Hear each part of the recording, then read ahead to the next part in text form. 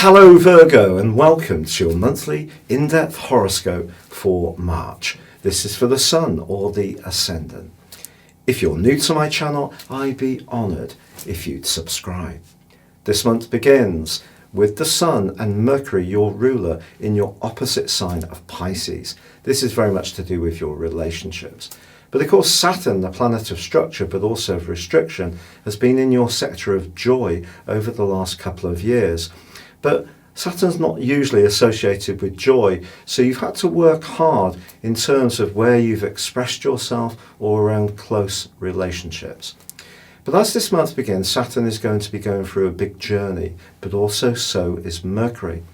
Mercury's actually in retrograde as March begins, as it was for pretty well the last half of February. If there has been some confusion around a relationship, and it doesn't have to be a personal, romantic involvement, it could be any interaction with another person, or your own thinking about how you interact with people has gone through a period of unsureness, then it would be of no surprise. But Mercury actually inverts into the sign of Aquarius on the 4th, so it continues its retrograde through to the 10th, but now it's in the part of your situation to do with nitty-gritty details, something you often have a real gift for.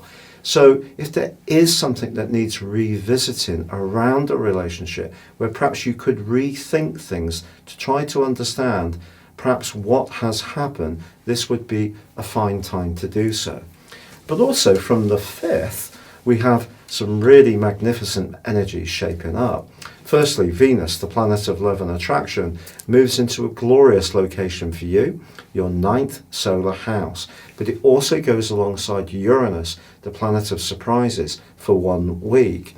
If you find yourself with a sudden desire to do something completely spontaneous around travel, it really wouldn't be a surprise. If you're single, you could find yourself connecting to someone at a distance or who comes from a completely different background. Then again, in an existing relationship, it could be a moment when you are much more truthful and authentic about how you feel. It's not to say that you've been dishonest, but you may have been protecting someone's feelings somewhat, and now you have the permission to say it how you really feel from your heart. But it is going to be important that you're clear about what you want to say and why, because the Sun combines with Neptune from the 5th through to the 12th.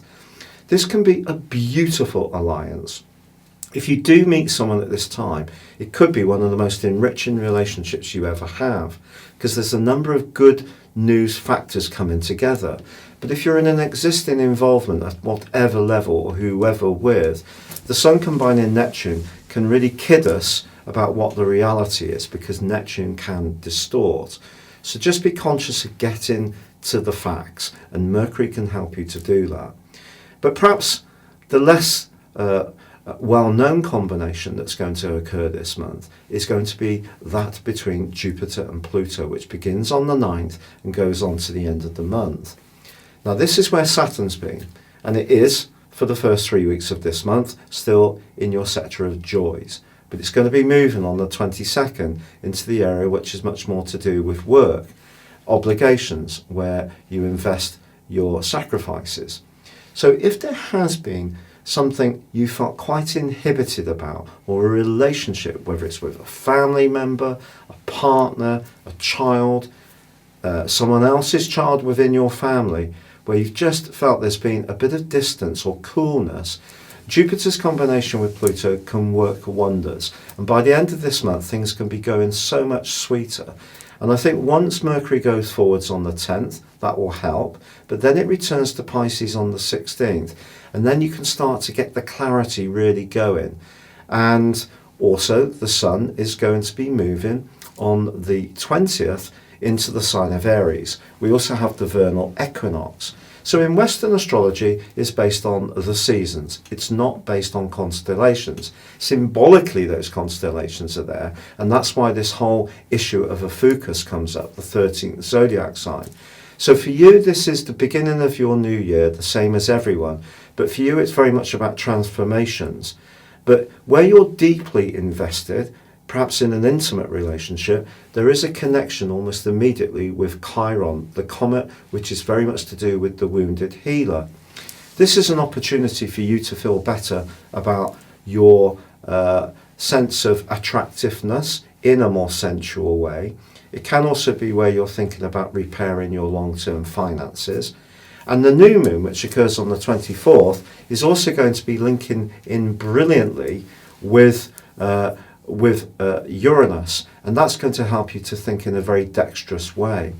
But of course on the 9th we do have the full moon in your sign. But this full moon can be very positive for you. Usually a full moon in the 7th house, which the 7th house sun for you, is you thinking where you're not happy around a relationship.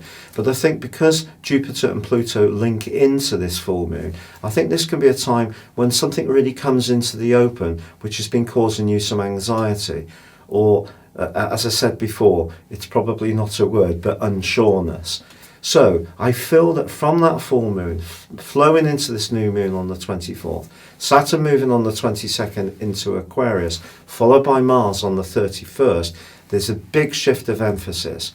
And I think also Mercury, although it's not at its best in Pisces, it does repeat a brilliant, quite sparkling alliance with Uranus in the last days of this month that occurred in February. So your ideas are really going to be popping, and you could have a really upbeat conversation which puts your mind at rest or can see you being very innovative.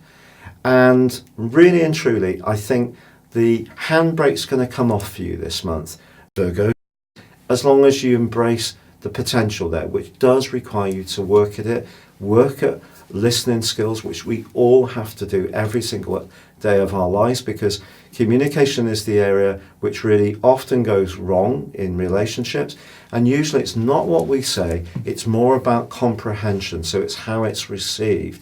So work hard in understanding how other people will perceive you, because being a Virgo, you're very much focused on what works and being very practical and very focused on the immediate things you need to deal with.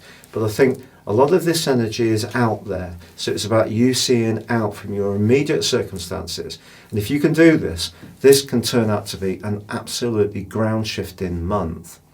If you'd like to ascend above your zodiac sign forecast and embrace personal astrology based on your time, date and place of birth, and get your character analysis and your 12-month forecast, you can do so by clicking the link below and getting 30% off. Or you can choose to have a one-to-one consultation with me. But for now, good luck and goodbye.